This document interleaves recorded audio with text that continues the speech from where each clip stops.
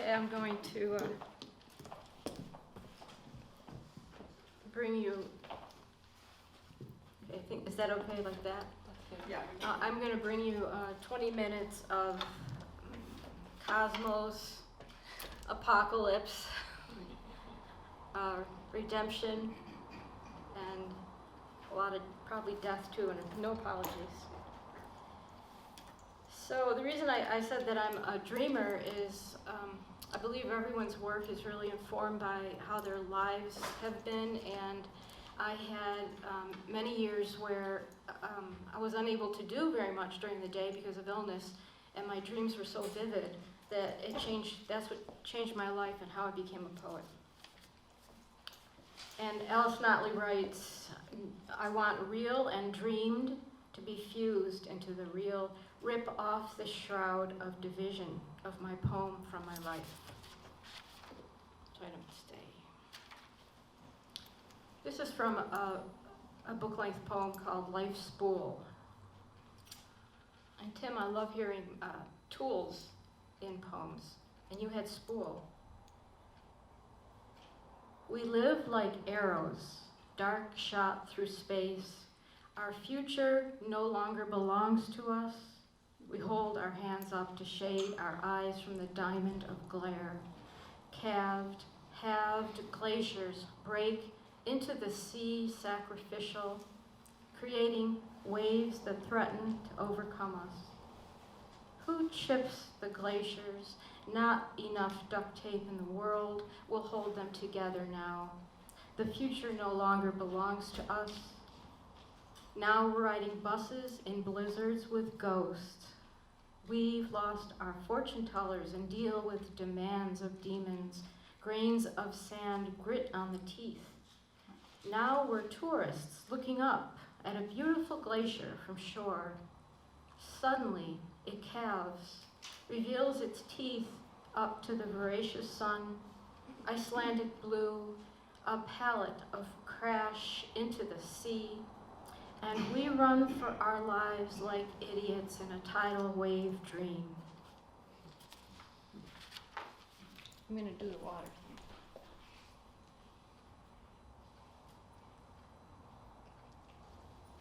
Thank you. It's only one thing I'll explain in this. Poem. More beautiful under the earth. I mentioned buran, which is a traditional Irish drum. When I hold out my hands, beautiful under the earth, I am roots of shine. They arc, they creep, a veil of determination. My veins, roots of shine against the symphony of my heart. Isn't it more to move forward under the earth like some kind of traveling circus, roots running circles, as I become woven into the fabric under the earth? If there are symbols and bareback riders, they are under the nude and beautiful earth. I can grab a chunk like brown sugar. There are dandelions blown that sink. We sink into the beautiful earth, soil, dirty, my hands, the claws of many colored beetles. I can bite, my sharp teeth always with me. If we slide there, the buran sounds. I'll sing in falsetto. Dark history abounds. Your ancestors join you under the earth, in the beauty of the beautiful, the earth that spins through space. Torn shroud below the ground, more beautiful under the earth. I just thought that we found out when we got here that we're all either Irish or Russian, or in my case, both. Something when I said buran reminded me of that. And in this, probably everyone knows there's a constellation. Ursula is the bear. Something has shattered the stars. We are earth-bound, bare-hairy, fur bear. We dream dreams of the thick stuff, black and woolly, wild, every night a hibernation while the moon keeps watch. Those lesser stars, traffic lights, rule our waking world. On some vacant lot beneath the shadow of the interstate, a bear brings berries. We approach with coins falling from our mouths, unsure of who or where to worship, the wine of the interstate becoming our sacred language, our intergalactic space. Our grimy, needy selves crawl through starry junk.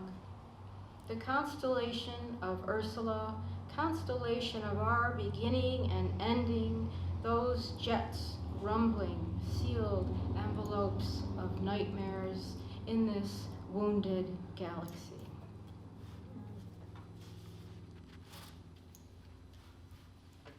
I have one Eugene poem. Here it is. No title. Oregon skies a gray pony over the South Hills this afternoon. Metallic taste in the mouth with more rain coming in. Eyes popping up on Eugene lawns between cracks of sidewalks. We call them mushrooms. A thud of dense gray holding court over the Willamette Valley and the rivers, a traveler even hoofing it at night. When the bars are opening and Al-Anon meetings begin, then it's time to change the spark plugs and get a realignment. As if there could be peace.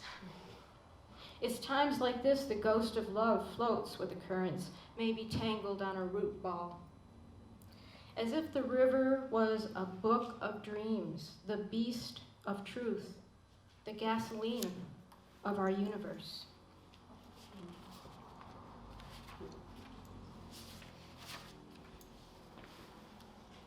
Okay. This is from the distant past. We all live many lives. I think I was 24. It's Salud. We wore cone-shaped tinfoil hats that night, husbands in the other room, one addicted to nasal inhalers, the other addicted to gay porn. My sister and I sat in our tinfoil detector hats, gulping vodka. We were both newly married, both wondering how the hell that had happened. Where would the next train take us? When the tinfoil began to tingle, rattle, shiver, we went to the window, glasses in hand. Salute, she yelled at the train. Salute, I answered, still numb to my destiny. But I loved the way her voice rang out. It was the sound of the beginning of revolution, the last time we would drink together in that apartment on the north side, overlooking the tracks. This was the same apartment she would never settle into, the one with too many nasal inhalants in the bathroom.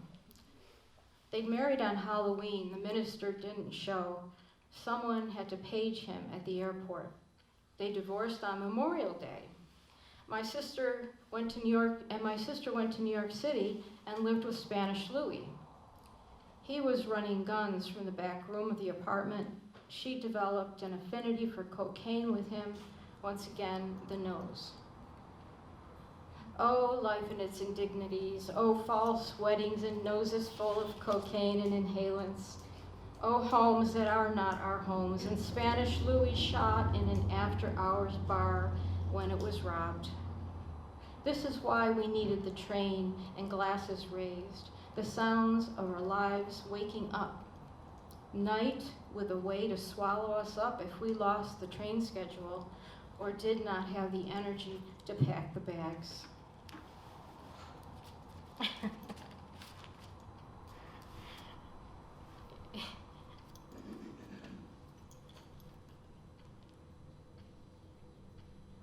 And we get the Irish and the Russian in this one.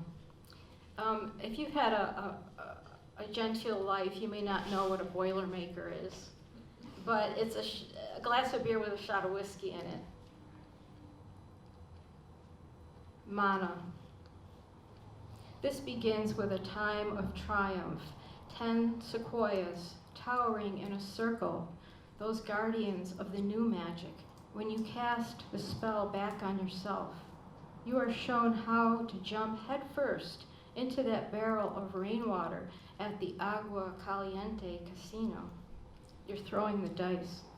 Fortuna spins that wheel around and you land on your feet. You can bend spoons, wearing your Rolex in clothes that are too tight, or clothes and rags because you've wandered the desert 40 days and 40 nights before coming upon the casino where you were shown how to cast aspersions by a Russian healer wearing a coat and tie. There really has been that person in my life. He did a laying on of hands. You were given strength to build the Tower of Babel in the 21st century in Antarctica. You broadcast heavy metal from the top of the tower, and Janis Joplin anointed the world with a bottle of Southern comfort. In the desert, you had a scuffle with dust devils. They yelled, "Scirocco!" The sky was thick as blood, apocalyptic scene with hail the size of baseballs, and baseballs the size of hail shredding the atmosphere. At long last, you recognize that mana reappears every morning, and it tastes like Twinkies. 40 days turned into 40 years, your reflection in the mirror, a beast with mana in your mouth.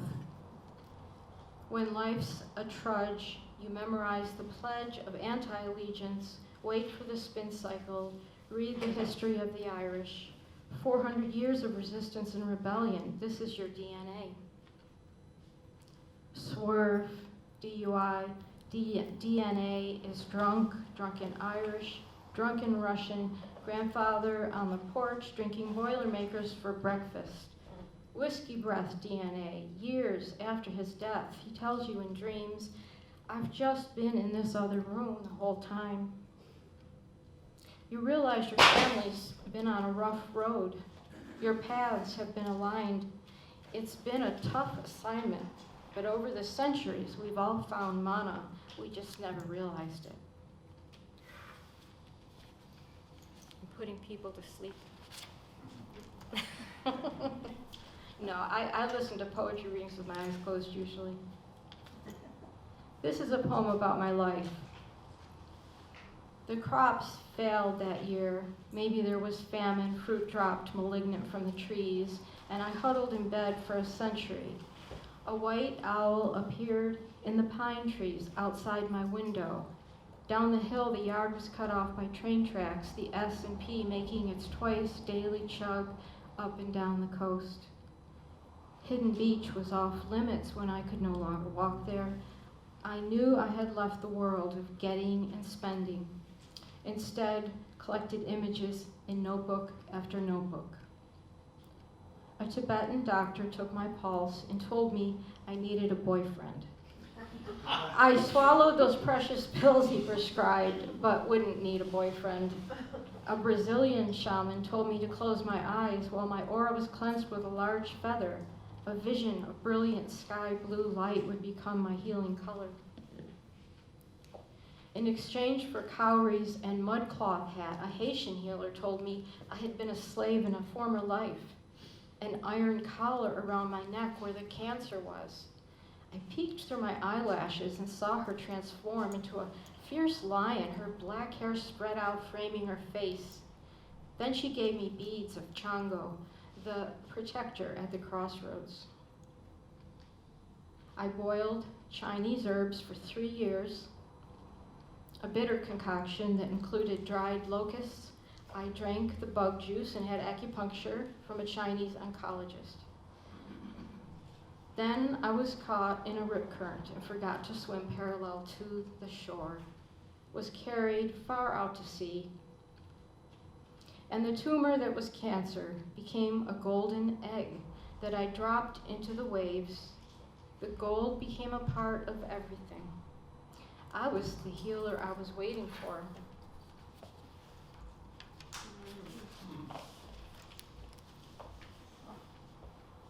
This is either funny or tragic.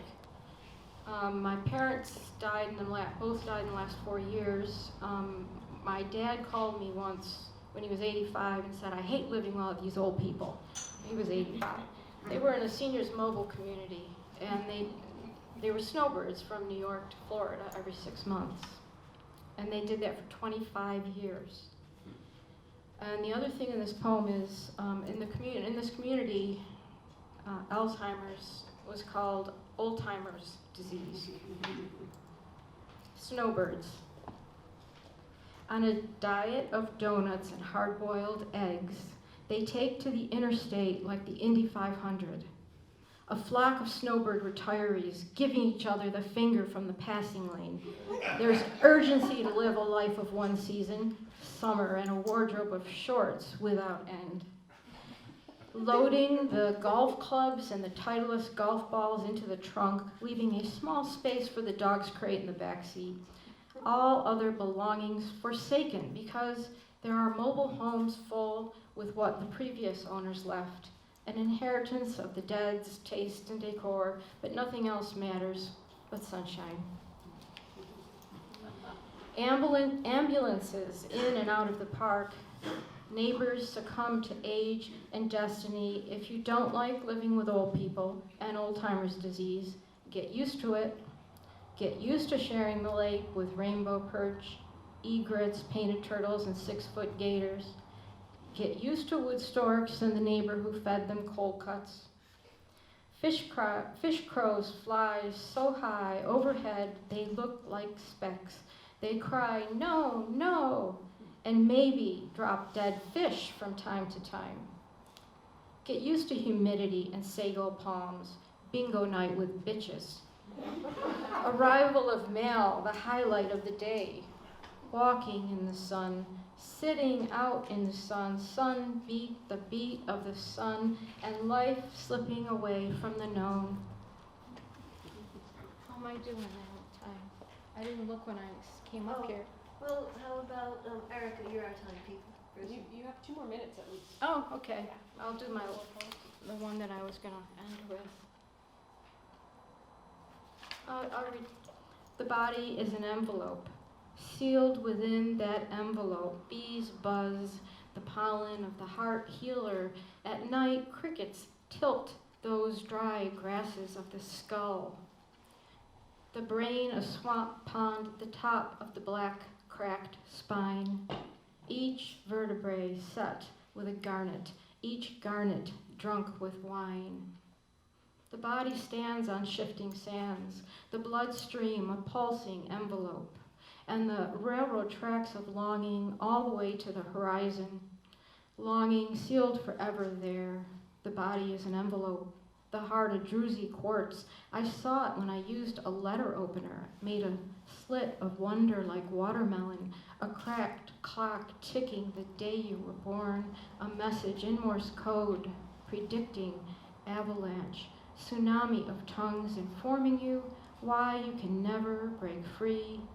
You are not a snake that gets a second skin. You are an envelope, stamped, return to sender, address unknown. And I'll read my final poem. And this is the one I have to read because I told Joe not to. I stand on the gangplank. How deep the sea? Was it a curse? Was it a dream come true? You could swim through fire or swim with orcas near Puget Sound. You were given strength for the battles of the heart. These are ancient shores. These are ancient times. Thunderheads mount the afternoons. Here, nothing's concealed, and yet you'll be different. You will hold back. This, the gangplank of truth. This, the one-way street. Where you stand, 1,000 planets singing, an arrangement of broken dreams. Take that first step. If your life becomes constrained, always remember the ancient is continuous, thunder is star-hewn, the sea's a silent eye, unblinking. You could hold your arms out to your sides when you step into space. Thank you.